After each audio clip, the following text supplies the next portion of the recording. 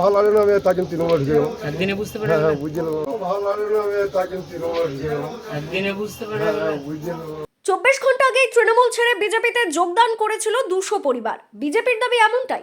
লোবা অঞ্চলের পলাশডাঙ্গা, জবলাই, দেবীপুরচর বিভিন্ন গ্রাম থেকে প্রায় 15 জন তৃণমূল কংগ্রেস সদস্য এবং তার সাথে 200 পরিবার আজকে ভারতীয় জনতা পার্টিতে যোগদান করলো। তবে 24 ঘন্টা কাটতে না কাটতে ওই সকল ফুল বদলকারীরা ফের বিজেপি থেকে তৃণমূলে প্রত্যাবর্তন করলেন। আর এই প্রত্যাবর্তন করে ফুল বদলকারী এক বাসিন্দা জানিয়েছেন, ভালো লাগলো না, তাই চলে এলাম। ভালো লাগে না, আমি তা কিন্তু তৃণমূলে ঢুকে গেলাম। একদিনে বুঝতে হ্যাঁ পারবেন? হ্যাঁ বুঝে নেবো। আপনাকে কি কেউ কাজটা ভালো করছে বলে আমি এখানে ঢুকলাম। এখানেই প্রশ্ন উঠছে, মাত্র 24 ঘন্টাতেই কিভাবে তারা ভালো মন্দ বুঝলেন?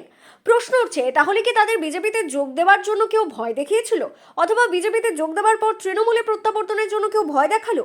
যদিও এইসব কোনোটিই না বলে তারা দাবি করেছেন। আপনাকে কি কেউ চাপ দিয়েছিল? না, কেউ কোনো চাপ দেয়নি। মানে বিজেপিতে জয়েন করার জন্য কেউ চাপ না, দিয়েছিল? কোনো লোক চাপ দেয়নি, চাপ দেয়নি। তাহলে কি একদিনে বুঝতে পারলেন যে তৃণমূলে এলেন? তৃণমূলে কাজটা করছে ভালো, তার জন্য এলাম আমি।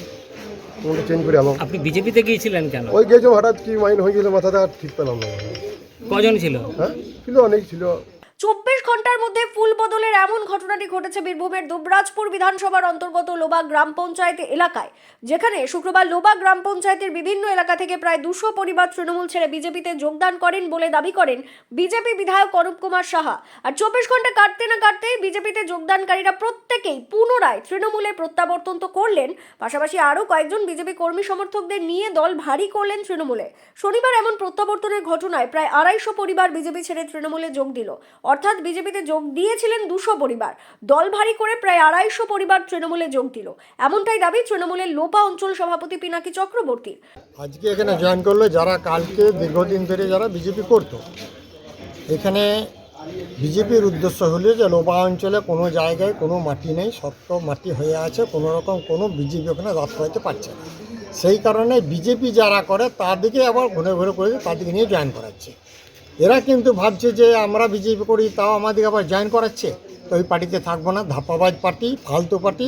এই জন্যে আমাদের সাথে যারা ওখানে সভাপতি আছে আমার সাথে আলোচনা করার পর ওরা বলে যে না, আমরা আবার আমাদের উন্নয়ন করছে মমতা ব্যানার্জি, পাড়া সমাধান থেকে সমস্ত উন্নয়নের এগিয়ে এসেছে, লক্ষ্মীমেলা থেকে এগিয়ে এসেছে, আমরা আবার পুনরায় ফিরে চললাম, পুনরায় আবার তৃণমূল কংগ্রেসে মমতা ব্যানার্জি দেখে তৃণমূল কংগ্রেস উন্নয়ন থেকে তৃণমূল কংগ্রেসে লোবা অঞ্চলে জয়েন করবে। লোক দেখানি করছে, দুবারই যেটা করেছে লোক দেখানি করেছে। আমি তো চ্যালেঞ্জ করে বলতে পারি যে অনুষ্ঠান যদি ওখানে যায় 5টা লোককে যদি লোবা অঞ্চলে বার করে দেয়, সেদিন থেকে আমি আমার সভাপতি অঞ্চল সভাপতি পদ রেজিগনেশন দিয়ে দেবো। 15 জন সদস্য মুখে বলছে 200 পরিবার। এখানে যারা আছে এটা 3টে জায়গা আছে, এখানে লোবা আছে, এখানে জুবলা আছে, এখানে পলাশডাঙ্গা আছে, বুথ সভাপতি আছে এখানে জয়েন করেছে। আজকে লোবারও বুথ সভাপতি যে তৃণমূল কংগ্রেসের বুথ সভাপতি তারাও জয়েন করেছে। এখানে আজকে 250 পরিবার, এদের 3টে গ্রামে 250 পরিবার একসঙ্গে আজকে জয়েন করেছে। দুবরাজপুর ব্লক তৃণমূল কার্যালয়ে তাদের হাতে দলীয় পতাকা তুলে দেন তৃণমূলের দুবরাজপুর ব্লকের যুগ্ম আহ্বায়ক রফিউল হোসেন খান এবং তৃণমূলের লোহা অঞ্চল সভাপতি পিনাকি চক্রবর্তী।